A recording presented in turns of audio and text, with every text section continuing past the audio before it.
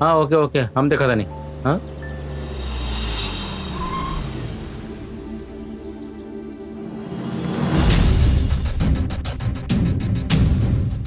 हाँ राजशेखर साहब से मिले के रहे। जी, आपके बारे। हमारा नाम पंडित दुरईबा, पार्वतीपुरम से आयल बनी। अंदर आई ना। हाँ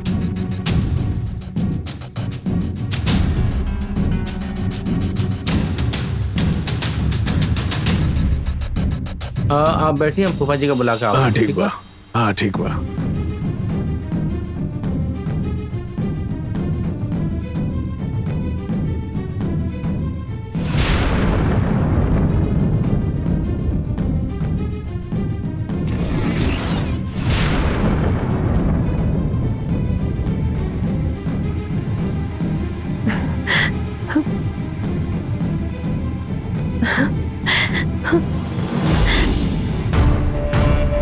ना ना ना, हमार पैर मत छुआ।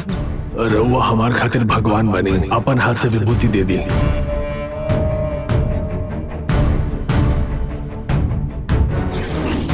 इतना पार्वतीपुरम के लागत आरे, ई यहाँ काय आइल बाड़ी?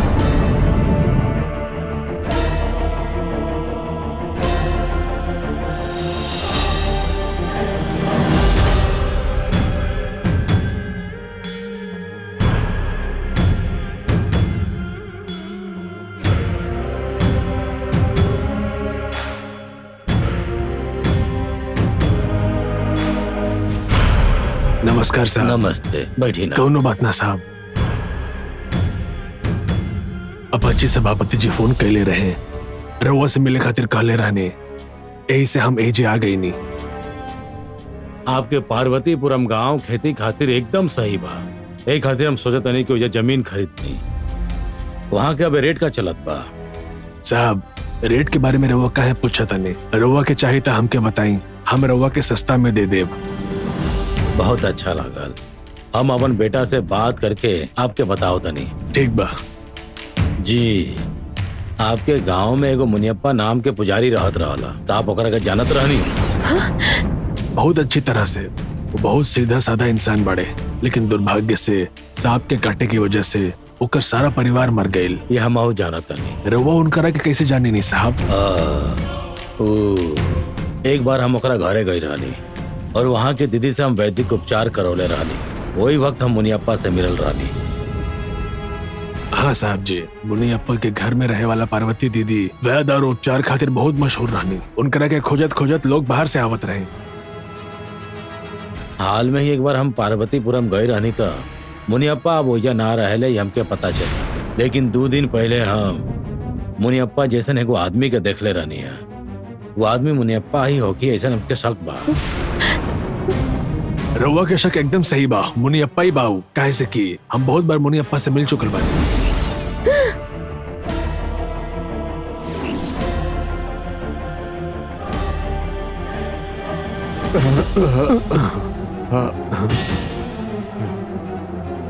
माफ करी, 1 मिनट।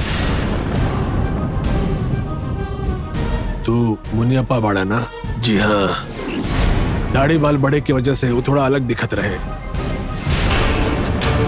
अच्छा, तो हम जेके देखले रानी का वो मुनियप्पा रहे। अरे रे रे, हमार बदकिस्मती, हम उनकरा के देख भी ना पाओने। मुनियप्पा के मिले मुश्किल नहीं खे। वो ये आसपास कोनो देवी के मंदिर में हुई। 4 ठा देवी के मंदिर खोजबा था, वो कोनो एक मंदिर में मिल ही जाई। बेचारे मुनियप्पा विभूति लगाकर रुद्राक्ष माला पहनते हैं तो दिव्य रूप लगत रहले। अब तो बिल्कुल पागल जैसन भटकत बाड़े। देवी के पूजा करे वाला भक्त के कैसे जिए के चाहिए, लेकिन वो सब कुछ खो देले, अपन परिवार तक खो देले। ना साहब, मुनियप्पा के वंश खत्म नहीं खे भाई। मुनियप्पा जो देवी के सेवा करत रहे, वो देवी होकर वंश खत्म ना होके दे। मुनियप्पा के बेटी गायत्री अब्बू जिंदा बिया।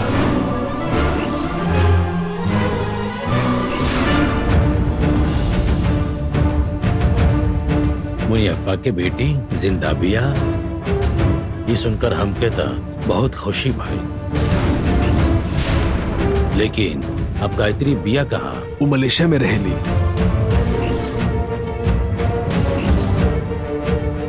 एक पल में अपन परिवार खो के गायत्री अनाथ हो गईली रहे। एगो फॉरेस्ट ऑफिसर के मदद से ओकरा के पार्वतीपुरम के एगो आश्रम में दाखिल करायल गेल रहे।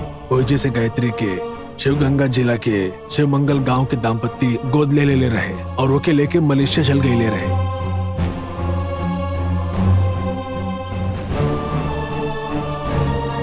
हम मुनि अप्पा से भी गायत्री के बारे में बात कईले रहनी। उनकरा के बहुत खुशी भइल रहे। ये उम्मीद से कि गायत्री वापस आई वो इंतजार करत रहे। अब तक गायत्री के उम्र शादी के हो गई होगी। वो इतना साल तक ना आयल तो अब का आई? ऐसा मत बोली। गायत्री ना आयल त हम ओकरा के लेके आए। मलेशिया में हमार कई सारा जान पहचान वाला बाड़ेन। हम गायत्री के ढूंढने खातिर कहत नहीं। हम गायत्री के जा लेके आए और मुनियप्पा से मिलवाए। साहब अगर रहुआ ऐसा कही नहीं था, रहुआ के बहुत पुण्य मिली। हम ही पुण्य पावे के खातिर नहीं करो। मुनियप्पा के परिवार जौन एहसान हमारा ऊपर कैले बाड़े ओके चुकावत है। गायत्री के ढूंढ के हम मुनियप्पा से मिलवा दे। गायत्री मिल जाई तो हमरा के भी बताइए साहब, हम ओकरा से मिल ले। जरूर बताएं।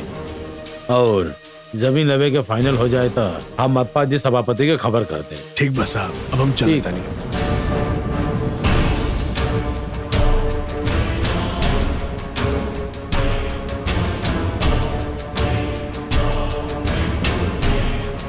आखिर हमार शक सही नहीं।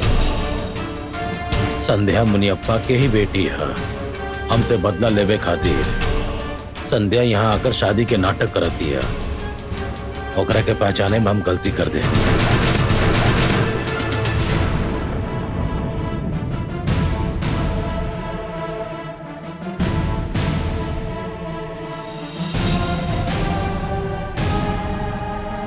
हम ही गायत्री बानी राजशेखर के पता चल गइल बा। वो हमरा खिलाफ कुछ करे ओकरा से पहले हमरा के ही कुछ करे के पड़ी।